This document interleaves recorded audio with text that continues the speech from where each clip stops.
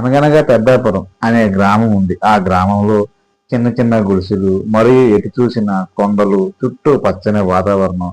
కొండ పక్కనే ప్రవహిస్తున్న ఒక చిన్న నది చూడడానికి ఎంతో అందంగా అనిపిస్తుంది.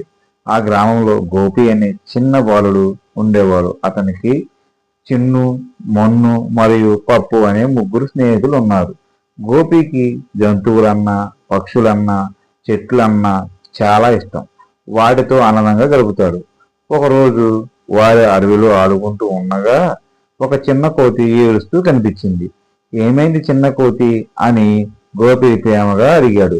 అప్పుడు ఆ చిన్న కోతి తన తల్లి చెట్టుపై నుండి పడి గాయపడిందని తెలిపింది.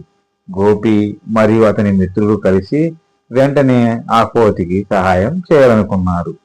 ఆ గాయపడిన కోతికి గాయాన్ని శుభ్రంగా నీళ్లతో కడిగి కట్లు కట్టారు. ఆ తల్లి కోతి మెల్లగా కదలడం మొదలుపెట్టింది. అది చూసిన చిన్న కోతి ఆనందంతో ఉంది. గోపి మరియు అతని మిత్రులు ఆనందంగా కష్టాల్లో ఉన్న వాళ్ళకి సహాయం చేయడం ఎంత గొప్పదో తెలుసుకున్నారు. అప్పటి నుంచి వాళ్ళు ఎవరైనా కష్టాల్లో ఉంటే వాళ్ళకి సహాయం చేయడం మొదలుపెట్టారు. ఈ కథలో నీతి ఏమిటంటే ఎవరైనా కష్టాల్లో ఉన్నప్పుడు మనం వాళ్ళకు సహాయం చేయాలి.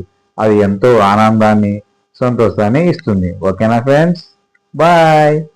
నా ఛానల్ సబ్స్క్రైబ్ చేసుకోండి, లైక్ చేయండి, షేర్ చేయండి, కామెంట్ చేయండి.